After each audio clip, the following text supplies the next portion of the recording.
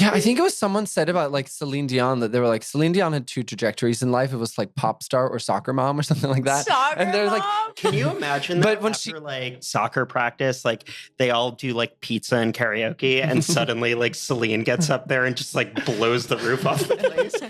I'm Charlie Sohn, a screenwriter and journalist. I'm Agnes Reese, a pop singer and songwriter. And this is Mysteries of the Euroverse. Today's episode is all about you, the listener. First, we respond to your corrections and comments from Season 1 and look forward to our upcoming launch of Season 2. Then, we sit down in person with Tali, who represented Luxembourg in 2024 with Fighter and is about to release her first post-Eurovision EP. Finally, we sit down with loyal listener Kim Hale to explore what stuck out from our first 26 episodes in a game we're calling Have You Learned Nothing? We take a look behind the scenes at all the scandal songs and queens. So come along as we traverse all the mysteries of the Euroverse. All the mysteries of the Euroverse. We are here with our final bonus episode of the season. 24 regular episodes, 3 bonus episodes, 27 episodes. It's been quite the journey. It has. Now, we've made a podcast. We've nearly lost a podcast. This deep dive is going to be kind of looking back a little bit over the season. What have we learned? Sitting here, if you're watching the video, surrounded by the 4 trophies we won off of season 1. Yeah, because what inevitably happens during every single one of these podcast recordings is one of us just descends into absolute despair. Yeah. So it's nice to have a little bit of a support blanket. Exactly. What you're going to learn more than anything from this episode is that we look at every comment. And what exactly that means, we're going to get into in a moment. One thing that I really enjoyed about our first season was getting to talk to these artists, then getting to go and see them perform live when they come to New York. We have now seen, I don't know how many artists. Oh my God. It's been really cool to see what seems like an increased curiosity about the American market. Yeah. Now, because I already know who your favorite performance was, what was the most notable performance, I guess? Mahmoud. Or surprising? Mahmoud. You were surprised by Mahmoud? Or there's just one name on your mind and there's nothing else? Answer to every question you're going to ask is Mahmoud. No, what else? Okay, can you tell me? But let me say this. I think what was really amazing for me to see with Mahmoud is that... Wait, actually, just for our listeners, where was Mahmoud performing? Under the K Bridge in Brooklyn during the Pride Festival. Yeah. And we're talking thousands and thousands of people outdoors.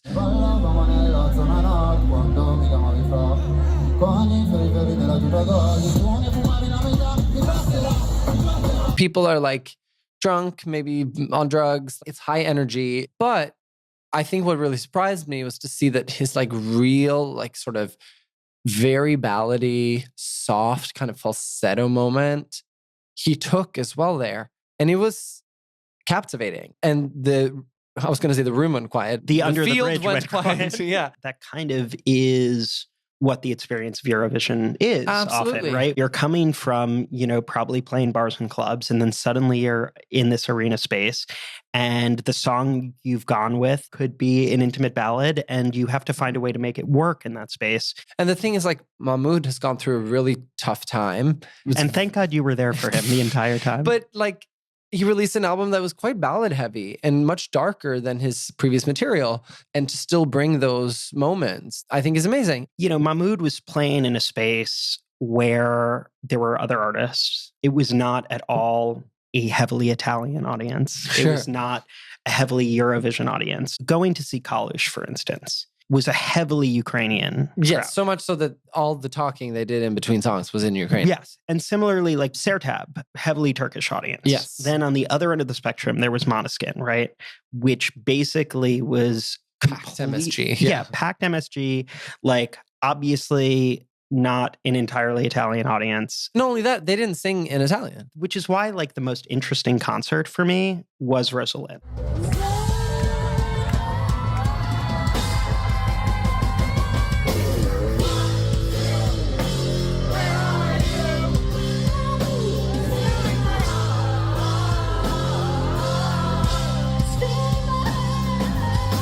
Because that felt to me like the balance between the two.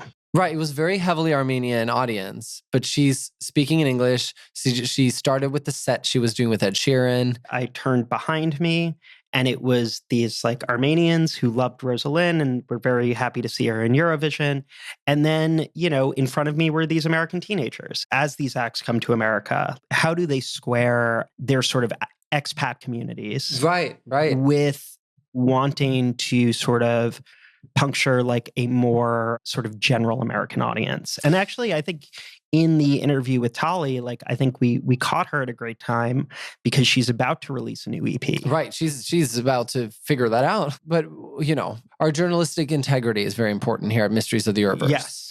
So I have gone through every single comment that has been left on our podcast. Hundreds of comments. Right. And I've picked out the ones where a listener has pointed out something that we said that was incorrect.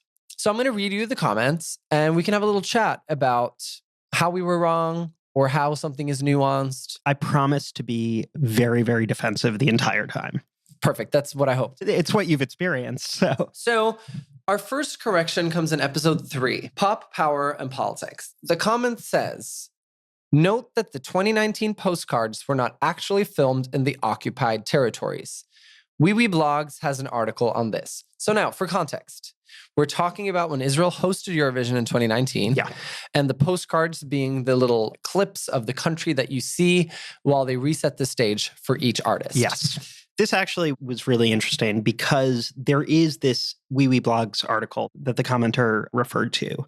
It was published in the months leading up to Eurovision. The specific postcards we're talking about is Belarus's postcard, which was shot in East Jerusalem, and Albania's was shot in Golan Heights, and the Tower of David in Russia's. You went back specifically and looked at this. I just have to say, it was a great time rewatching Eurovision 2019. Anybody who has the chance should definitely check it out. So it's kind of like we didn't end up with postcards entirely in areas that aren't disputed, right? Right. And actually, this sort of plays into a much more up-to-the-minute issue because the Golan Heights were originally captured with the idea of providing a bit of a security barrier against Syria, right? Right. Now, Bashar Assad, just overthrown, a lot of chaos. Israel is taking the opportunity to push a little further into Syria with the new argument that they need a security border to protect the Golan Heights, which was their original security border to... Well, you need a barrier to the barrier. Yeah, well, the barrier to the barrier. Listen, if there's one thing Israel's about these days, it's a barrier to the barrier to the barrier, I will say. For me, the experience of making this podcast is like furiously reading as much as I can. And also talking to you as much as I can. Where you kind of have to piece it together yourself. Right, which is why someone should make a podcast about it. Okay, we're moving to episode 6. Politics in Eurovision's modern era. Enjoying the podcast? Thanks. Side note from me. Thank you. One note, West Jerusalem has always been undisputed Israeli territory since the 1949 armistice. The disputed part is East Jerusalem, which was annexed in 1967. There is no reason not to host the contest in West Jerusalem, where it has already been held twice. Listen, that comment is entirely right. And that should have been nuance that I pointed out in the conversation. What I will say is that there are 2 reasons why this is different than the other times that Israel hosted in Jerusalem. Oh, how Jewish of me. Why is this night different than all other nights? It burned for 7 days. Yeah, exactly. Yes, exactly. Eurovision lasted for 7 days, even though there was only enough Moroccan oil to last the one night. That is the first thing, is that Eurovision, by the time of 2019, had turned into a contest that would take over an entire city. The times previously that it had been hosted in Jerusalem, Eurovision did not have semifinals. It did not have semifinals. It did not have... It was not in an arena. It would be in a concert hall. Right. People might travel cities to go to Eurovision, but certainly not people wasn't weren't the same traveling kind of, yeah. across the world. When Netanyahu was like, we're hosting it in Jerusalem or not at all. Right. Clearly, he wasn't saying that because he prefers the arena. Right. Like he was saying that from a political standpoint. So I think... And the necessary context for that, right, is that the U.S. had just moved their embassy to Jerusalem. Right. And this caused a tremendous amount of protest and a tremendous amount of tension. And so it was just very clear, I think, that Netanyahu was doing what Netanyahu does, which is that he sees a pile of dry kindling and he throws gas on it and throws a match on it. We have a couple of Israeli listeners who have asked why we've had pro-Palestinian voices on the podcast and we have yet to have an Israeli artist. And I just want to emphasize that, first of all, that will change in season 2. Get excited. Yes. And second of all, we on this podcast will talk to literally anybody. The way that this works is that we are not a huge platform. So I have sent multiple emails to Khan, to Eden Galan's people, to the press office of the Netanyahu government. I even was talking to someone who used to work for IBA, which was the national broadcaster before Khan. I was almost worried when we were in the press center and you ran up to Eden Galan. Yeah. Who's, to be clear, surrounded by bodyguards, security people, and her delegation from Khan asking for an interview. So at the end of the day, we can't put anyone on if they don't want to speak to us. Right. Okay, how do you feel about moving on from disputed territory to undisputable errors by me? I like to talk about your undisputed errors once the cameras are off. Oh, gotcha. There's that behind the scenes moment I like to have evidence for how the reaction goes. No, it's very fair of you. This is a very simple one. Magnus will only meet me in public from now on. Yeah. Episode 9, national selections, parentheses, authoritarian manipulation, public scandal, and national identity. I was getting very fancy with my titles at that point. You remember there was a moment when you were like, maybe longer titles. Yeah. I hear the internet likes things that go on too long. So the comment here is, thanks for an enjoyable episode. Minor point, Chanel was born in Cuba. Now, this is my fault. So I was talking about Chanel, who represented Spain with the song Slow Mo.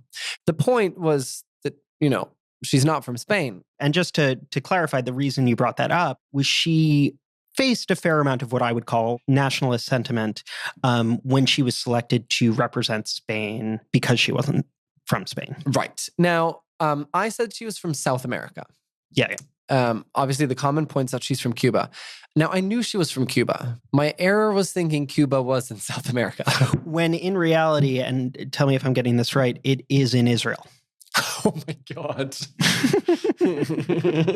Going straight from a mistake entirely made by one of us to a mistake entirely made by the other person. Uh-oh. We are now moving to episode 10, the road to the grand final. Now, all of the contentious things that have happened in Eurovision. This, I think, was the most fury. Multiple comments.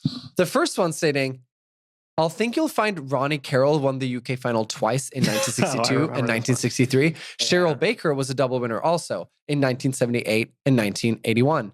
Get your facts right. Another one said Cheryl Baker. Magnus, you really need to stop posting on our YouTube. The next comment said Cheryl Baker, 4 question marks. And I just want to say the commenters are completely right. And thank you for correcting me, because while I am not scared of Israel at all, I am terrified of Sally Ann Triplett. Yes. We're moving to episode 14, because again, 11 to 13, perfect. Oh my God. So this is episode 14. Oh, those were good episodes. I do like them. Eurovision Behind the Iron Curtain. This was an episode about the Intervision Song Contest, which was the Eastern Bloc version of Eurovision. The way we look back on the Intervision Song Contest is rooted in a kind of anti-Eastern European bias and this sort of assumption that if it came from the West, it's probably more advanced, it's probably better. And so I think this comment is in reference to one of the things we identified as a myth about the Intervision Song Contest. Right. And that myth had to do with that the voting was done by light switch. And it was surges in the electricity that was how they did the voting. Right. And something that was used as a way to talk about the Intervision Song Contest is backwards. To sort of put a fine point on it, there was no televoting at all. No, there was no televoting. And Eurovision as well. But this is what's really interesting. At Mikhail Janicek 7. And Mikhail, I hope I'm pronouncing your name right. Comment goes as follows. I am a native Czech who recently discovered Eurovision. In the 80s in Czechoslovakia, there was really a TV show which used this voting method. Basically, it was an interactive TV series where each 20 minutes during each episode, the broadcasting was paused and TV viewers could vote how the plot would continue. Now, reading that comment, found it absolutely fascinating. It is this interesting thing that when you realize that most fake news has some form of real origin. Right. And it's either people playing telephone or in the 80s, light switch. Yes. What I find most fascinating about it is the fact that the light switch method is used to argue someone being backwards. In reality, they invented a vote from home method before anyone else had it. I have to say, that is so inspiring. And this is one of the announcements that we have on this episode. We are now introducing a light switch-based audience participation element. Do you know what I find very funny about this? Well, what? Because I know you've forgotten this. You made that joke on that episode. No, are you kidding me? Yes. Oh, no. Oh, no. You have to keep this in. 5 jokes. So the next comment is episode 18, which was our first Euroverse live episode. Oh, I remember this comment. I dream about this comment every night. I think this listener found the tone to be, for lack of a better term, bitchy and shallow. Yeah. There's a big difference between how a comment feels in a bar with a group of people who were not walking in because they didn't know what Eurovision was. They were people who were looking for a place to vote for their favorite Eurovision artist. These are probably our most dedicated listeners. And so therefore, this comment was, I think, really helpful as we think about season 2, right? Absolutely. Because I think that we have found that the live episodes, they were great for building an in-person community, right? Yeah. I think a thing that we have talked about for season 2 is we are probably going to change how that content is presented in terms of the podcast feed. Okay, moving to bonus episode 2, election special, authoritarianism at Eurovision. Medium length title. Yeah. So we have a comment here that says, just a slight correction about the Portuguese Revolution. It wasn't completely bloodless. 4 people were killed while protesting outside the PIDE headquarters. Now, the revolution, 25th of April, is often referred to as bloodless because the transition of power didn't involve death. But the families of these people still complain about that notion, rightfully so. Yeah, and I'll just straight up say, like, this was entirely my bad. Like, that correction is 100% right, and I have no notes. Now, the final one is not really a correction. Oh, good. It's more of a suggestion. This is also from bonus episode 2. Another great video. Thank you. Your chat with Alicia was a joy to watch. Congrats on your awards. They are so deserved. Really looking forward to the 2025 season. It's not the right time now, but at some stage, I would love you to go back to previous decades, 50s onwards, exploring and exposing the political dramas of the time. It feels like it's never been done before on YouTube. I'm an older viewer, watched my first contest back in 1969, and seriously, I've watched European history unfold in front of my eyes. Dictatorships fall, the Iron Curtain, and the awareness of diversity across a very divided continent. There is so much content here that is never discussed. Please, Eurovision did not start in 2000. Now, this is the comment where I go, couldn't agree more. And I think particularly as we look forward to season 2, I think you're going to see a lot of that, you know? Now, after listening to a barrage of criticism and corrections, Charlie, yes, I thought I'd bring it a little bit more positive. So Tessu Terrier wrote, what a lovely podcast series. So informative, kind, and insightful. And funny as heck.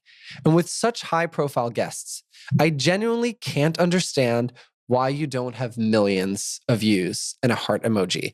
And Tessu Terrier, I want to say thank you so much for the kind words. And I 100% agree. And I also want to say, this has been a podcast where we hear story after story where someone goes, I love listening to your podcast. I told my friends to listen to it. And there is no marketing in the world that can compete with that. And that's why I wanted to end on that, because as we approach season 2, we will take this as big as the world will let us. Yes. And just to build off of that, we are planning some very exciting things for season 2. We are looking at Eurovision now in Switzerland. The question of whether Celine Dion is going to show up is big. The Israel situation is still live. Montenegro's reentry into the contest and what's going on in the Balkans. AI in the contest, which is becoming more and more of a thing, as well as some of the bigger themes that we continue to work through. Before we get there, we're going to sit down again with Tali, who represented Luxembourg in this year's Eurovision. Our first repeat guest, and is also the first Eurovision artist who's sat down in my apartment. Yes. Having gone through the craziness of Eurovision 2024, she now has to make some pretty big decisions about how she's going to approach the sudden shot of fame that she has in the coming months and years. Our final guest of the entire season is you. Me? Oh. No, sorry. You, the listener. I got so excited there for a second. As we mentioned, this podcast has been powered by you, the listener. And that is being represented by the amazing Kimberly Hale, who has listened to every single episode of this podcast. She is a teacher extraordinaire, an amazing interpreter of American Sign Language. It felt really fitting for our final bonus episode, looking back over the season, to do something different.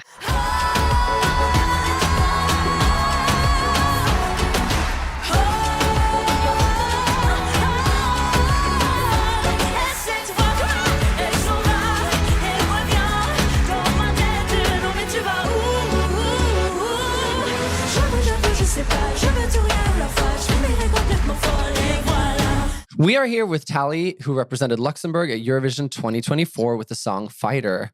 Tali, welcome, or I should say welcome back. Thank you so much. Yeah, thank you so much for joining us in person. Yes. The big story this year is Celine Dion. Can you tell us your Celine Dion connection? Yes. So the team that I work with, his name is Silvio Lisbon, and he discovered Celine Dion and worked with her when she was just starting out. Does that mean that you have any insight into whether she will show up in Basel? Yeah. Also, can you get us an interview? I'm like, let me call up. Yeah. My prediction is actually ABBA's going to show up in Switzerland. But they will sing Celine's song in the tutu. That's the big question. If she shows up in Basel, will she have the double-breasted white jacket with the tutu? I mean, yes. Iconic outfit. Although, do we feel like Nemo owns that now? I have not even thought about the connection. Switzerland can't win without a skirt. Yeah. Now I know.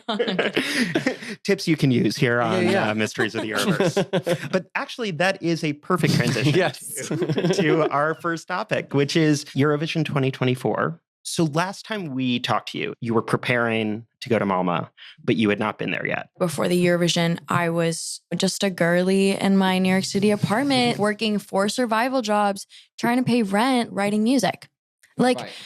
I had 2,000 followers. I was really struggling, tons of rejections in New York, grinding like all of us do. Like when I was performing in New York, it was very much like friends come out here to my show.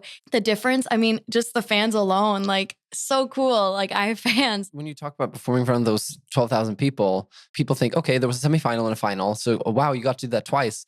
But no, there's the jury show or the evening preview the night before. There's the family show the day before. And there's also the press show as well. Mm-hmm. So in 1 week, you're stepping on that stage in front of an audience 8 times for those 2 TV shows. That's a Broadway performance week. That was such good math. That was very specific. A lot of numbers started happening and I started having a panic attack. Yes, no, 100%. I totally blocked that out. No, I'm kidding.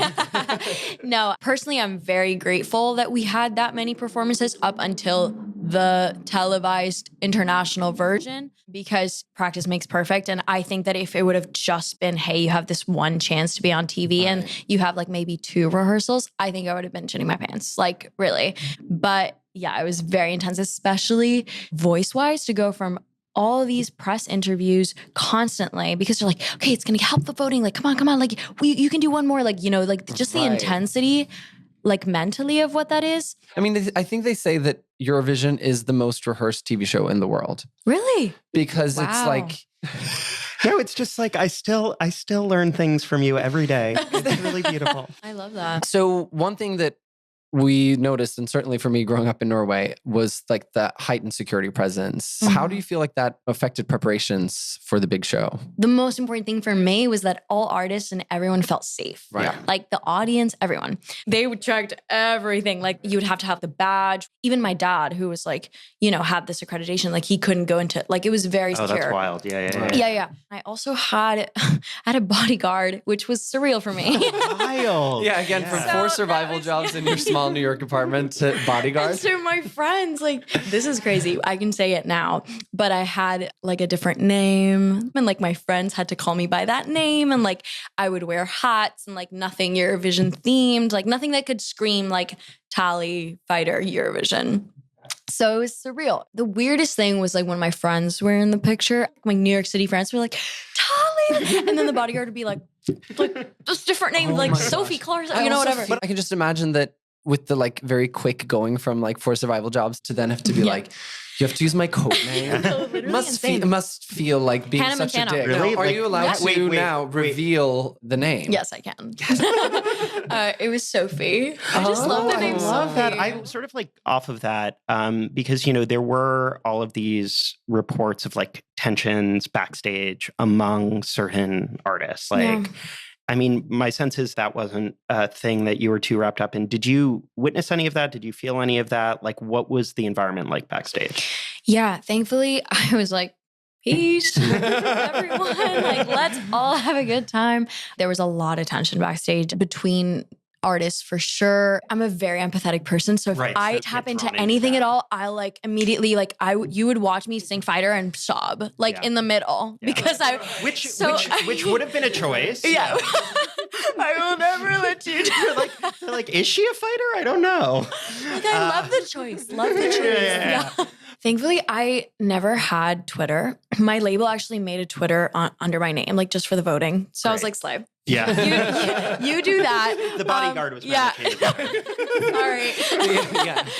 Managed by Sophie. The Luxembourg Song Contest, like, sure, I won, but I was like kind of upset about it just because like my breath control wasn't there. So that week, I was like running every day, like with a trainer, like hardcore hit cardio. Like, Yeah. I'm not a cardio girl. I was like, like it was bad. But yeah, I was just kind of like blocking everything possible that could potentially harm me, like Yeah. mentally. Obviously, you were born in Israel. Was there any part of the controversy that you felt drawn into or felt like you constantly sort of had to answer for? Yeah, 100%. I got a lot of hate. Because Eden wasn't in a lot of rooms up until the performance safety wise. Right. She didn't do any of the journalist stuff, any of the pre-parties, right? All the questions that were supposed to be asked to Eden, they were asked to me, right? Right. Oh, Because she's not there. right. So then all the political questions were like heavily asked to me. Thankfully, I knew what to answer and I know what I feel and it's very authentic. And so people kind of were like, okay, like she actually doesn't have like a lot to say here. Because like with Eden, not that I'm necessarily justifying hate towards an artist, but Right. there's an element where you go, if you have strong feelings about Israel and this person is carrying the Israeli flag, there's an argument for legitimacy why to that that, yeah. it's going in a direction of something. Yeah. But you're holding the flag of Luxembourg. It's interesting because there is something slightly complicated about the Eurovision of it all, though, Yeah. in that everyone there is representing a Right. country. And Yes. so how do you navigate your like individual identity as an artist Mhm. against the fact that like, you know, you are representing a country and therefore it does empower people, I think, to 100%. feel like they can ask you the kinds of questions that Adele is not going to get asked, Yes. you know, like totally right. There's like makes that sense. weird thing that your face in some ways is linked to responsible the for the flag and the government of a country. country. Yes. No, 100%. And I was very proud to represent Luxembourg and that was very important to me, like making sure that I'm constantly bringing Luxembourg to the light and like to show how proud and honored I am to represent the country for the first time after that many years. And I do think that the artist holds responsibility to the country you're representing. Like there is that link. I do think that there's that responsibility as an artist going to Eurovision. Like you are representing a country at the end of the day as well. This contest was created for what? Like to unite and to show people's cultures and to unite people's cultures and to meet people from all over the world and like to make music through that. So moving past Eurovision, can you talk about how your life has changed? Well, I'm an independent artist now, so that's so cool. I did a lot of shows in Luxembourg. It was insane, like connecting to the country you represent. Like you could literally have like the worst performance and they'd be like, yay, like we love you. Like it's so supportive and so amazing. So I was super thankful for that. And I was probably in like 25 writing sessions of just like constantly writing and seeing what happens. When you went into Eurovision, do you feel like you had a plan for what you wanted to do after? I definitely was already thinking about the next thing. My logical brain was like, okay, momentum. Like, what are you going to do? Like, you should write a bunch of music, release it, like take advantage of this period. And I didn't want Eurovision to just be it. You know what I mean? Like, yes, it was phenomenal, but I was like, there's so much more to the music industry and I want to do the full thing. Now, from the thoughts of what to do after and then the reality, have they aligned? Have they been very different? Quite different timeline wise. I wanted to release way earlier. So now it's just been like, I just got to wait a little more. But hey, there's a lot to being an independent artist and to being a signed artist. And that I'm learning a lot. There's so much more to just let me release next Friday. Hey guys, it's coming out next Friday. Like I used to do that, right? Yeah, and it's like, why isn't this working? It's like, oh, maybe there's actually like years of knowledge on actually how to do this right. Right. Which I was completely unaware of. So I was like, yeah, like I'll release in the fall, like everyone, yay. No. On the creative side, how much of that EP, like how much are co-writes? Everything is co-written. Amazing. Before this, I only wrote by myself. And I wrote only with one or two people. And then with my label, they put me in rooms every day with different people because they were like, we don't know what your sound is going to be like post-Eurovision. Like, let's just experiment. So then I was like constantly with different people. And then I found like my 3 or 4 favorites. And then we kind of went deeper. And so it's 6 songs and 3 of them are upbeat, 3 of them are ballads. And these co-writing sessions, like, right, like you go into the studio, you don't know this person. No, So like walk us through, like, how do you establish a relationship? How do you start talking about what you're going to write about? Like all of that. So these sessions would normally be in Paris for me. So I would always take the train. It's like a 2-hour train. And I would, on my phone. So this is where Emily in Paris got it from. Exactly. It's actually about me. And the spin-off, Sophie in Paris. Oh my God, you beat me to it. But I was going to call her Sophie. Oh, I'm sorry. I should just keep my mouth shut. So how the EP kind of came along is I wrote different topics of what I was going through in my notes. Little titles. And so I would go to a songwriting session kind of with that topic in mind. And sometimes we would use it. And sometimes I'd be like, actually, like, I'm not feeling that today. Right. So it was like very spontaneous, I would say. In terms of relationship, every person is different. Like one, which I love, and we wrote a banger and it's in the EP. But one girl, she would just like go out and smoke for like 3 hours and then come back and then be like, I have the top line. I'm like, okay, like, let's hear it. Best top line I've ever heard. I'm like, yes. But I would be like, for 3 hours, I'd be by myself, like, like now I need to write something good. And she would just come back and be like, okay, like, I think it's this one. Like, just crazy. There's something very French about that. Yes, and I'm just saying that French. When the writers of Emily in Paris hears this episode, that's going to be in the... I wrote all over the world. The EP talks about, I can't say the title, but it basically talks about this girl who travels from place to place aimlessly and like the struggle of like, where do I feel at home? Like I might have a home on paper, but where do I actually feel at home? Is it a person? Is it music? Is it a place? That's great. And And so that's kind of what it talks about.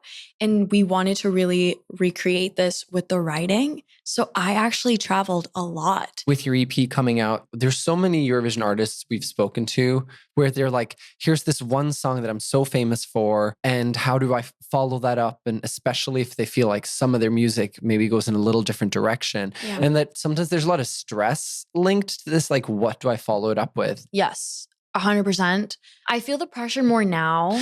Right. I think like now that it's like coming out, I'm like, oh. Well, because the creative is done. So now it's yes. like, do you like it? Right. Like it's like, I love it, but I'm like, oh. Like I loved Fighter and it's always going to be a part of me and I'm going to sing it for the rest of my life. But it's a tricky thing also because I feel like now my writing is going to be different and my style is going to be different. So I think that pressure of artistically switching gears. I'm assuming in Luxembourg, a lot of the fan base became aware of you because of Fighter. Eurovision and Fighter. Mm-hmm. So what has that felt like vibe-wise, introducing people to your other work? Yeah, good question. Thankfully, like the vibes are amazing during those like piano quiet moments where I'm playing or a guitar moment. I'm just alone, spotlight. Like I really feel the audience with me. And there's some fans that have come to almost all the shows. And by the end, they were singing along to really old music that I was like, I was probably going to delete that. And then I hear them sing it back to me and it's like, I start crying, you know, like I'm like tearing up. Obviously, having spent a lot of time in New York, do you feel like there's been an awareness over here of the contest? Yeah, I think I definitely opened the door a little bit here more. Like my whole college was like, yes, girl, go ahead. My acting classes, like everyone that was in my life, like was super supportive. And a lot of people that I didn't know were sharing, like friends of friends who worked together and stuff like that. So I feel like the New York City community like was kind of there for me, which was cool. And I heard that my friends went to like this Eurovision party, like watch party, and that a lot of people there voted for me. So it was really cool. How has the Eurovision experience changed you as a performer other than sprinting and singing at the same time? I love that. I had never used in-ears before, which is insane. Like I was just doing, you know, like pub, you know, the speakers, whatever. So I feel like it's made me a professional performer. Like, yes, I was professional before and I was like working professionally, theater or whatever, doing a lot of shows. But I think it really brought me up a level in terms of like knowledge of in-ears, connecting with the audience. I'm playing with like live stems, which is like the click and it's like a thing. And you're like, but you like have to like act like you're singing a really important You're feeling song. the passion, but instead you're just hearing Alexa talk. Exactly. It must be such a weird, surreal. I feel like it's like relearning to sing almost. Yeah, it's like, you know, the noise canceling like AirPod effect. Like it's kind of like everything just, and you just hear like your voice. It's a weird thing. Yeah. But yeah, it's presence wise, like I've grown a lot. Like just being able to speak. Like I've never been a speaker. I'm a speaker like now. I love to speak. Yeah, but like on stage, banter, oh my God, I like, freak out. No. I'm the worst. I'm like, so get that. And now my next song is gonna be, I'm like, no girl, no one cares. Like, like just like be yourself. Right. You know what I mean? Just sort of to wrap things up, can you tell us anything about what's next as far as like when you release the EP? Is there a tour in the works? New York show in the works? Are you planning on coming New York side, stateside? I don't know. New York side in the works. Sure. Well, first of all, I'm wearing these necklaces and there's some lyrics hidden in here. Oh my goodness. The Easter eggs. I know. This is actually great. If you are listening to this, because we don't have enough people watching the YouTube, you have to go to the YouTube to get the hints. Exactly. There you go. If you keep watching like my social media, like early 2025, I'll definitely be Easter egging a lot. So very exciting. Right. Yeah. So yeah, early 2025 is like when the magic will happen, hopefully. Oh my God. Well, we will absolutely be watching for that. And cannot wait to be there at the hopeful New York release concert. The New York release. And we are possibly planning something in New York. Amazing. Possibly. Well, I think that possibly should move to a definitely. Yeah. well, who do we need to call? The bodyguard? I heard there were... it's the bodyguard involved. Do we call Sophie? So good. Amazing. Well, Tali, thank you so much. Thank you. Euroverse. For our final bonus episode, we're trying something different. Rather than bringing someone who doesn't know anything about Eurovision, we're bringing in someone who at this point is an expert on Eurovision, and in fact, an expert on all topics covered by Mysteries of the Euroverse. Kim Hale. It's quite a questionable introduction, but I'm No, it's completely right. I'm afraid I'm going to disappoint. No, not at all. And in fact, while Kim was new to Eurovision about a year ago, she has been a loyal listener of Mysteries of the Euroverse since the very first episode. And we're sure she has absorbed every minute detail concerning the rule changes, political implications, and obscure Balkan pop stars that we've talked about. So now we're going to put all of it to the test in a game we're calling Have You Learned Nothing? No pressure. Yeah, No pressure. To start out, Kim, can you give our listeners a bit of a sense of how we know each other? Magnus and I have worked together for the last decade Yeah. as teaching artists. We teach musical theater. I met Charlie through the podcast. Yes. Really? At one point, you were like, I really need to meet Charlie. I feel like I really know him at this point because is I've heard true. him talk so much. That is true. You're like, he has been monologuing in my ear for Yeah, about 4 or 5 months at this And point. since the beginning of the podcast, that has changed. And you are now friends. And now we're friends. Yes. And now she does not want to listen to me anymore. So, Kim, when you started listening to the podcast, what are some of the first things that jumped out to you about Eurovision? So I grew up in Iowa, which to most people, it's the middle of nowhere. To me, it's home. I did not know about Eurovision other than it's this thing that Magnus talks about every year and gets really excited. And I'm just nod and smiling like, that's great. And then I started listening to the podcast as a loyal friend. And it was like opening the door to Narnia, but like a really weird, messed up version. But in a great and thrilling way. This is, I mean, this is actually, surprised I never asked you about this, but pre-podcast with Magnus talking about Eurovision as much as he did, like, what did you have like an impression about it? Not a lot. I didn't understand the scope and the scale of how much this affected the rest of the world. Yeah. I think I've really humbled myself a lot through listening to the podcast. It's funny, we both found this podcast humbling. In very different ways, I assume. But I like, as an American, I try to be aware of what's going on in the world. Like, I try not to be very close-minded. But then listening to the podcast this last year, I'm like, there is just so much I don't know about the world. Right. And this singing contest has been this gateway to all of this political history. And that is the part that I've found equally fascinating. I feel like we have our season 2 ad right there. Like, that's incredible. Obviously, like there are many people who listen to this podcast who did already love Eurovision, but you are kind of the type of listener that we designed it for.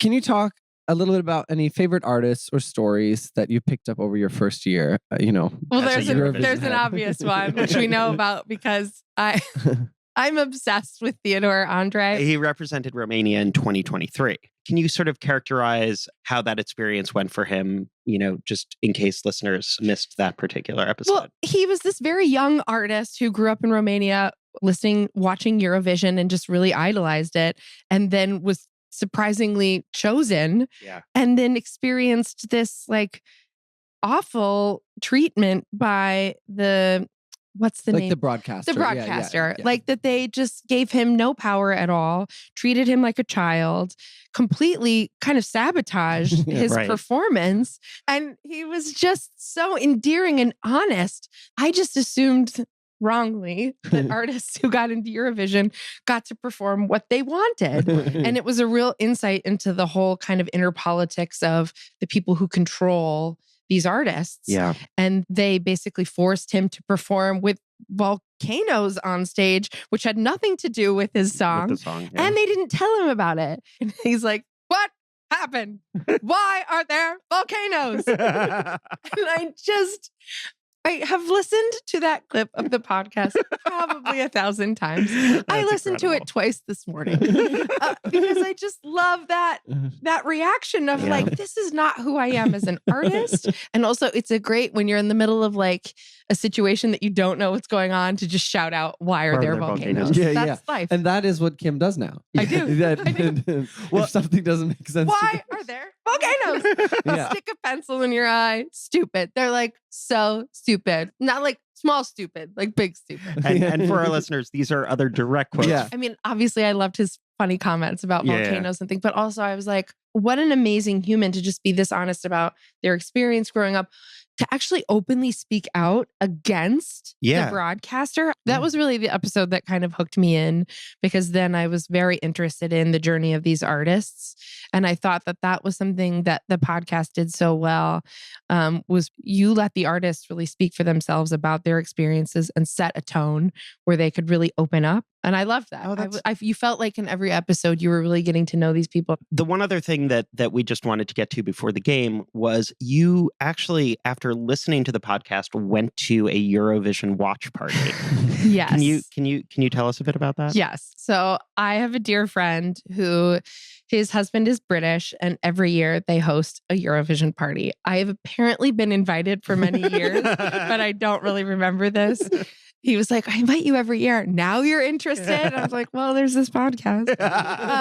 So I was invited, but the lead up prior to the party was like, you have to pick a country and you have to bring something, food or drink that represents that country. And I was like, this is already too much. Like, I'm willing to come and watch. But so my friend was like, why don't you just pick France and you can bring wine? And I was like, great, love it. So a week before the party, my friend is like, so somebody's coming to the party that's had France for the last several years and they would like to have France. Can you pick another country? I was like, again, can I just go watch Eurovision? But from the podcast, when I saw the list of countries that were available, I was like, I picked Luxembourg. And my friend was like, why do you want Luxembourg? And I was like, because I know from the podcast that it's their like first time being in Eurovision for like 30 years. Yeah. I also loved the artist that was on the podcast. Yes. So I was like, I loved her song. So I was like, great, I'm picking that. Have you ever tried to figure out getting something from Luxembourg? It is not easy. And I was like, I'm sure the chocolate, wine, whatever, impossible to find in the United States. I ended up having to make some dessert that kind of was like ice cream soup. It didn't work out great. But I tried. That's amazing. Yeah. And it was great. But I won major brownie points at that party because I had all this insider information from the podcast. And they're like, what? And I was like, well, actually this person, blah, blah, blah, blah, blah, blah. And that like, let me tell you about the volcanoes. Yes. Also, let's get into the political context of what's happening right now and why this artist isn't performing today. We're glad to have a marketing department here on Mysteries of the Universe. Shall we get to the game? So we're starting out with a bit of a lightning round. I was not told there would be a test today. Yeah. So first, what is the Eurovision language rule? And post-language rule repeal, both times, which country was the first to win with a number that would have violated the rule? Oh my gosh, you guys. Starting out with a light one. I should have done a whole re-listen. No. The language rule. Okay, so before they had to sing in the native language of their own country. Nailed it. Which then gave a benefit to all the countries that had English as a language. Right. And so like Ireland won a lot and the UK won a lot. Oh my so far, God. so good. Nailing it. But there was one particular country that very quickly took advantage of the repeal and won the contest. Oh, now I'm trying to remember. Was it Sweden? Yes. Oh, yay! So ABBA was right. Because they repealed it and then ABBA happened. When in doubt, choose the powerhouse. Yes. Sweden. And then again, in the late 90s, Charlotte Perrelli won Melodifestivalen, the competition in Sweden, with her song in Swedish. The rules changed. And between winning the Swedish competition to represent and going to Eurovision, rewrote the song into English. And we love the Swedes. So when we refer to the Big Five in Eurovision, what is that? And what is the significance? The Big Five are the countries. They have power in that they are automatically in the final round all the time because of their broadcasters and the money that they put into the contest. And so by their financial power, they're automatically always in the final round. Now, what those 5 countries are, I could re-guess. Oh my God, guess. That, I didn't even It's ask. like when you think of like the UN. It's like the Big Five of the UN. Yes. Oh no, it's Germany. Yes. The UK. Yes. France. Yes. Oh no. 2 more. Spain. Yes. Oh no. I get it right. Italy. Yes! Nailed it! Oh my God. I've never seen someone go into a test and do so well while being so like, this is terrible. Well, this is how we know she's a straight A I student. really did not prep for this other than listening to Theodore again talk about Listen, volcanoes. clearly that's all the prep you need. So now, Sweden's tax code. Yes, we're going here next. Sweden's tax code has a deduction for fantasy outfits. What is a fantasy outfit and how did that influence the development of Swedish pop? What? So this was. I mean, I listened to the podcast. This was really The tax code, like the country's tax code. Correct. Like the people. So I got the first two right. Yeah. In our deep dive into Sweden, if you could use an outfit in regular life, you can't write it off on your taxes because it's like, oh, you can't be like, I bought this suit because I'm using it to perform on stage. Because they'll be like, oh, you're also going to wear it to a wedding. Got it. So if the outfit was so crazy that you can't wear it anywhere else, you could deduct it. It's a write-off. outfit, and you can deduct it. And that's one of the reasons ABBA and all that kind of stuff, like they had these crazy outfits because they were like, well, this like crazy sequin pantsuit will save us money on our taxes. Yeah. I obviously didn't pay as well attention during And this. actually, I think let's skip the next one because it's actually not. Because it's also cruel. There was a question related to same episode, but like Sharon Studios. Like the history of all of the songwriters in Sweden and how Max Martin and then the whole, And there was the man who had worked with Max Martin in the episode. Dr. Alban. But do you remember how he, in our interview, referred to Britney Spears? No, but I remember laughing a lot. Wait a minute. He was like, and there was that girl. And we were like, we looked confused for a moment. Britney Spears. And then we were like, oh, yes. Britney Spears. Oh, that girl. Yes.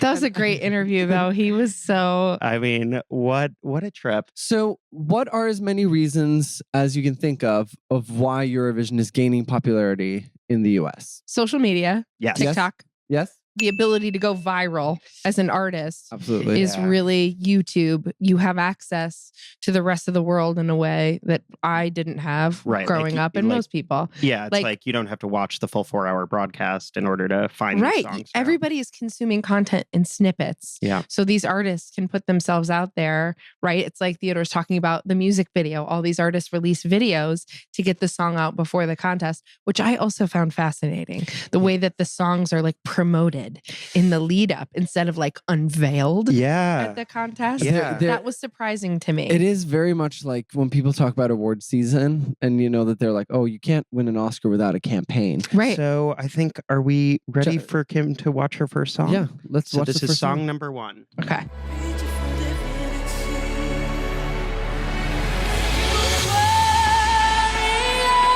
What's her name? Loreen? Yes. Right. Yes. This is the first time she won? Yes. Amazing. Okay. I don't remember the name of the song. Oh, wait.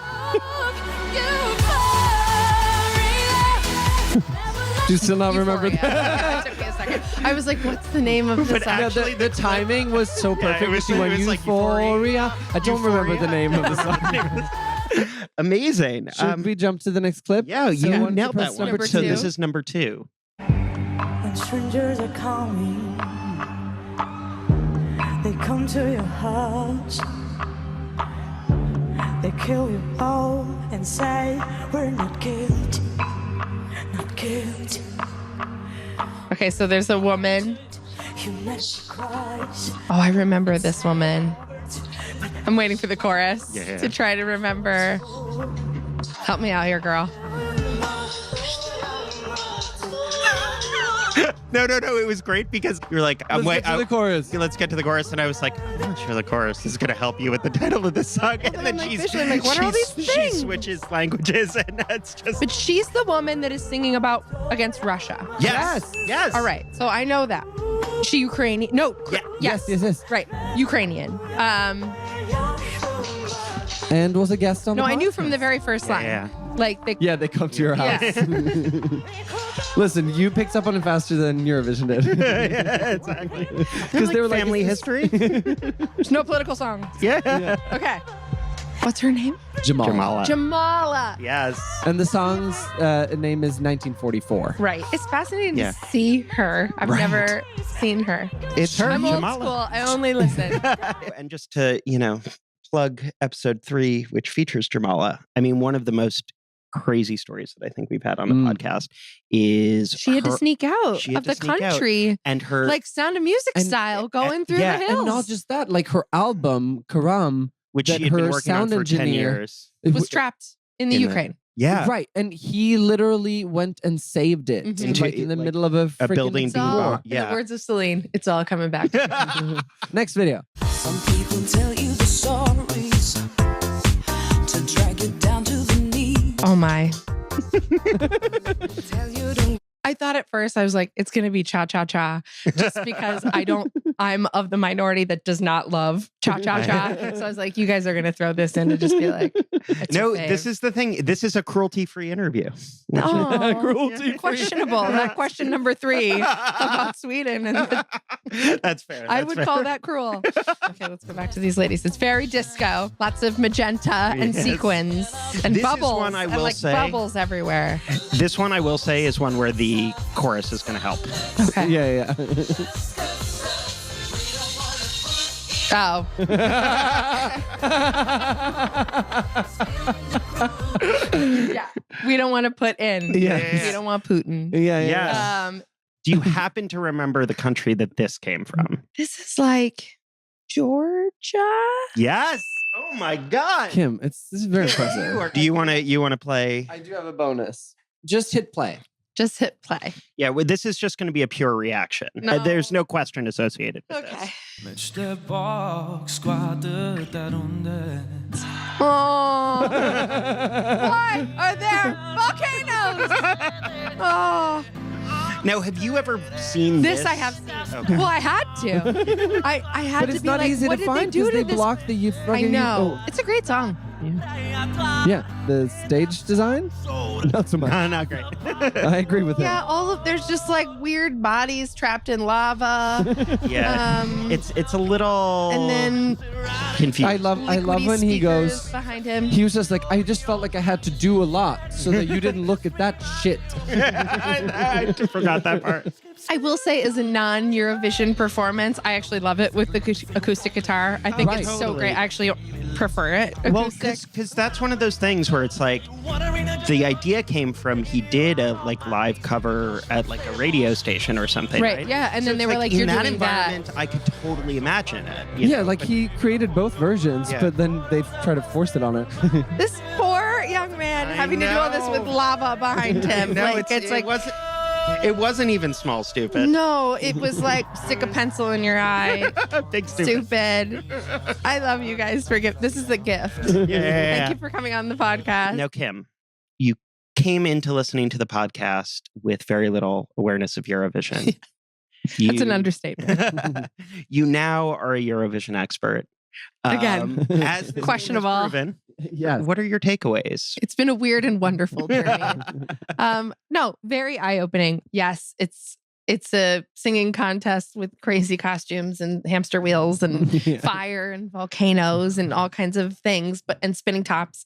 But also like all of the history and the politics that are involved and how this came out of World War II. I look at the news differently. I feel like I have gained so much knowledge about kind of the political systems in Europe. I think this summer when I was home in Iowa, I was talking to my dad about politics and I mentioned the podcast. I was like, oh, I learned this and we were discussing about this and all of these things. So yeah, it's been a really great journey. Also, just it's fun. Like I think you guys have this wonderful balance of educating people and providing information in a way that's easily consumable and not like overwhelming. I love the interviews. And then we're going to play a game where we torture the guests. Yeah, how much do you love that segment now? Listen, You guys are cruel sometimes. not every Cruel to decision. be kind. Well, thank you for subjecting yourself to our cruelty, Kim. Yes, thank you It's so been much. an honor and awesome. a privilege and a lot of fun. And it's been really fun hanging out with you. And it's just proved that if you listen enough to the podcast, you might end up on it. Yes, exactly. All right, thanks so much. Thank you so much. You're welcome. Thanks for having me, guys. Euroverse. Thank you so much to Tali for coming back on the Yes, podcast. absolutely. Great Thank you interview. so much to Kim for going from listener to guest. Yes. Thank you to every single guest we've had this season. Thank you for being along for the ride. Yes. Thank you all. Thank you, Magnus. It's been a lovely season. Watch this space for our first episode of season 2. It's going to be incredible. We wish you an amazing start to 2025. Yes. But until then, happy Eurovision. And a happy new year. I actually really like that.